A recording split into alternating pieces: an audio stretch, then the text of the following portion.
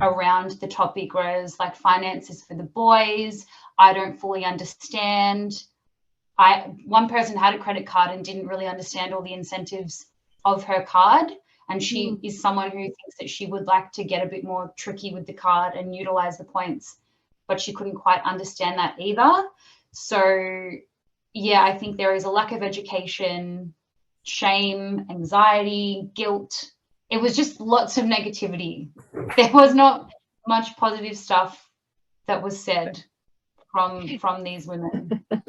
Did you find that, you know, those three women, did they have a strong financial literacy, or did they learn what they knew from their families predominantly? Like, did they have other access to under? Well, I probably should have delved into that a bit deeper. Two of them were in relationships, so I wonder if it's like you just fall back on your male partner who, you know, should know more than like what you know. Is that really the assumption? Can I ask, is that really the assumption? Not to me. Yeah. That's a huge surprise. Yeah, I would say that's a red flag. Sorry. Maybe it might be circumstantial. I asked one girl, what do you think when you hear the words like credit and card? And she's like, men in suits and Paris Hilton shopping. Yeah, wow. So it's like quite materialistic. So it's focusing on what can I acquire rather than what is an asset or what does debt mean. Yeah. That's interesting. So, and one of the other girls, she got a credit card out of necessity. She got it at like Harvey Norman. She was buying furniture for her first house when she was 20. She's now 30. She still has the card. She regrets doing it. She got into heaps of debt when she was younger. Again, not understanding, you know, the banks give the 20-year-olds like these crazy cards, and they're probably making what, 50 grand a year or something. They get a $10,000 credit card. How's that going to end? It's quite interesting. You go, Bennett. No, I was just going to say, you go. You do it. I was just going to say, it's interesting what roles the banks play in like acknowledging their obligation for giving people credit cards. And I'm sure, Bridget, you've got a lot to say. Keeping my mouth shut. I'm not bringing my interviewer bias or my social participant bias today. We are just looking at what data says. Okay. At what age can you acquire a credit card? Can 18. you get it at 18? Yeah, right. What were you going to say, Bernie?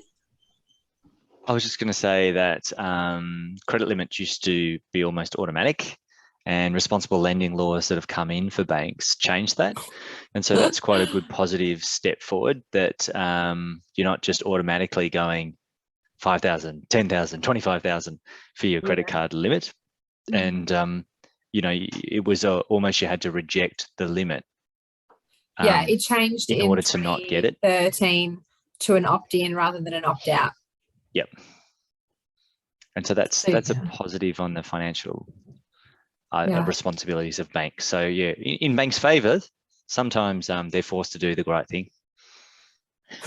It is interesting though that, you know, when you look at applying for a home loan, the process is so rigorous and you have to go through sending through so much information. But then I know it's like obviously a much smaller obligation, but at the same time, if you're not repaying your interest or paying off your card, you can end up in a situation where you can't pay off the credit card either. So it's interesting that they don't have like really any kind of assessment in regards to what you're earning as opposed to what you're trying to get with a credit card.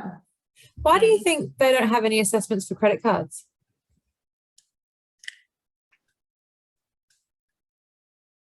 They want you to spend their money, so you get into debt. It would be. Do you know because probably so many people would actually be not eligible to have a credit card given what they're earning, and then there would probably be too much ownership on the bank. I think part of it also comes down to parents and families willing to guarantor particular credit cards as well, because I think that also gets people into a situation where they can potentially acquire higher rates than they would normally. But thought. There's no such thing as a guarantor for a credit card. And income Really? verification for credit cards has been mandated since the end of 2016. So I find it really interesting that this is still the perception. But I need to not stop doing that. Wait, so hold on, can we just No clarify? bias. So there's no guarantor for credit cards? No such thing as a guarantee for a credit card. No, you're Since an ever, individual account or- holder since the last 11 years at the very least. Hmm. You can get one pretty easily. Yeah, but there's also comprehensive credit reporting now where we hold all the data about you. So we actually do verify your income, but it's because it's stored and you actually consent to sharing all that information. There's open data as well. Yeah, open banking, Yeah. comprehensive credit, and millennials tick the Yeah. box. So it is verified. So if you have a bad credit rating, then, which I don't, do you For the Do you- recording, yeah, Yeah. Simon, I don't. Are you not able to obtain like another credit card? Like, would that stop you from getting another one? Yeah, absolutely, it would. And Okay. not just a credit file, but also your bank score and your repayment history. There's 3 elements to your credit and how it's made up. Right. Yeah. Okay, that makes sense. I find that the misconception interesting. It wasn't so much. I do feel like that point is valid, so I am going to make it. I just find it interesting that we've conducted interviews on credit cards, and yet we're still under the assumption that you can get a credit card without verifying anything. I did though. Again, like there's so much data that is shared that it may be, because we know where you work based on your credit report. So if your job hasn't changed and your income has been validated in the last 2 years, open banking shares that. Okay, so then what about in the instance where, because my first credit card I got was when I was like 18, working at David Jones, like in the store, and I easily got a credit card with like I think it was like a $5,000 limit or something, which for that, like had I have gone and done that and then the interest had have compounded, I would have been in huge strife. So that was in 2010 though. So it changed in 2016. So there is a lot of progress here. Oh, okay, I see what you're saying. But yes, that was good. I'm not going to talk about that now. So we've got Adri and Bridget to go. Yeah, Well done, Bianca. Good job. I'm happy to go next. Yeah, So nice one, I took I'm still fixated on whether I had to. I thought I had to sign away to get a guarantor for my credit card when I first got one, but it was a while ago. So You were 12. I don't know. I was very young. Anyway, so look, I had 2 separate cohort groups. So I did an over 50s cohort group and an under 30s cohort group, and I asked them the same questions. Look, when I went through the questions, the few things that came out for me was like the identity surrounding the card. So, and if we just speak about like the physical card for a second, the older cohort was much more strongly resonated to having a physical card and the identity that came with having the physical card. And I'll talk about that in a sec. But it was interesting because the younger cohort, if they had a credit card, and they didn't always have a credit card, they either didn't use it or didn't have one. And if they did have one, it was electronic. They had effectively foregone the use of this physical object and saw it as a nuisance. Which, you know, coming to Bridget's favorite question, what was the most interesting finding was the actual identity associated with the credit card itself, physical or electronic in this instance. So with the physical card, people the older cohort saw it as, I guess, like a system of wealth or status or elevation in their social climate, let's say. And they thought it was important. Like the interesting quote that I came across was someone saw it as like their freedom or their message to the world that they could support themselves on their own, which I think is interesting because the idea of a credit card is that you're not spending your money, but you can pay back the money. But they were fixated on the idea that they could pay it back rather than they were spending someone else's money. Yeah. So that was interesting. And when I asked younger people the same question, they kind of said, like, it means nothing to me. Like, it's just a mechanism to buy money when you don't have immediate funds. And even if they could do that, they didn't like doing it because they saw, or the status they associated with the credit card was a pathway to debt. So it actually brought a lot of like anxiety around why they would use the card, why you'd even need it. And the common phrase that came up for me a couple of times was, why was I spending why would I want to spend outside my means? And digging into that like a little bit deeper came down to similar things that you guys have discussed. So, you know, my family taught me like the systems around whether I should have a credit card or not have a credit card. And most of the time the answer was like, you know, you shouldn't be, you know, spending money if you don't have money. And it's an interesting message that I think the older generation is sharing to the younger generation, because it's almost like learning from their mistakes. Like they had often put themselves in a position where they spent a lot of money, probably suffered through the GFC, and then we're working really hard to pay it back. And they had super high interest rates when they were younger compared to what we're experiencing at the moment, although, you know, it's a weird time at the moment. Yeah, it's relative. So like, what does that look like then going forward? The other thing that came up is, so I looked at only females, and the data that I found on like comparisons of, you know, males versus females is that the usage of the credit card itself didn't differ too significantly, but their association to debt differed significantly, which comes back to like, why do females have such a strong negative association to credit cards and acquiring debt? Because debt can also have a positive association in terms of an investment portfolio and what that means for taxes and stuff like that.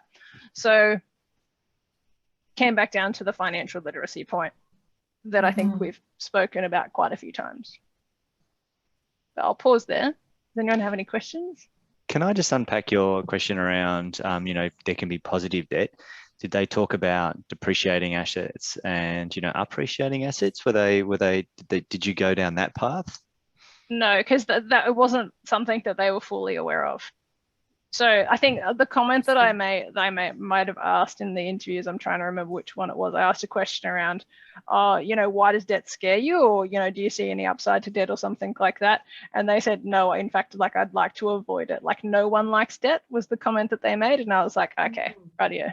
Which is why I was like, okay, so there's like a financial acumen piece here rather than a, That's funny because it draws out one of the comments that was in one of my interviews, and which it actually helps with that debt is a great motivator.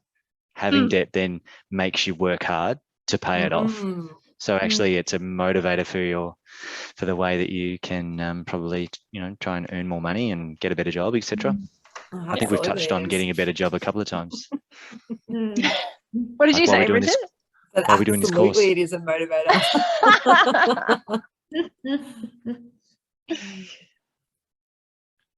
Well done, Adri. Good job. Anyone else have questions? Good. Well, I didn't ask Can I ask a question. Oh, I do you have missed a the question for question me? what surprised you the most in your ethnography? me. Did you ask me? Yeah, you, Bianca. I forgot to ask you. Sorry. I think it was really like the family thing. That was just bizarre. How they all literally like word vomit said it at like the same time at each, you know, every time I interviewed them. It was just, that was really, really interesting. Yeah. Thank you. Sorry, you can ask Bridget. your question to Adrian now. Oh, I just wanted to ask, when I was like 16, Commonwealth Bank randomly sent me, maybe I was closer to 18, for my debit card, they sent me a grey card. And when you have a dark card, like a black Amex or something, that person was fucking loaded. And they sent me, when I was on the cusp of turning 18, a grey debit card. It was my own money, but it was just like grey card. And then all my friends were like, oh my God. And they started calling the bank saying, can I get this card too? And they're like, oh no, sorry, we've only sent it to certain bank members. So they just randomly picked people. So I don't know if that was them trying to lure you into like, nothing's random, Bianca. Nothing's random. Yeah. Well, they must have seen my spending habits. They must have said, we can get this one to get a credit card. Yeah. What I think I want to spotted you as a big you, spender. That's right. They did. Salary goes in, salary goes out. My dad did buy me the Barefoot Investor book, and that did change my life. It set me up with some good saving habits because I never saved up until that point. Anyway, so what I was going to say is that 50-year-old, 50-plus cohort that you did interview, did they say anything about, so they were into the physical cards, did they mention like the color of the card or anything associated? Like what were their feelings really associated with that. In a way, They it's a didn't- power move, I think. If you pull out a black Amex. So interesting, they didn't really speak to the color or the different statuses associated, but they saw the card itself as a mechanism of independence and autonomy over their purchases. After one of the interviews, funnily enough, I'd stopped the recording and they joked and they were just like, one of the real reasons why I have a credit card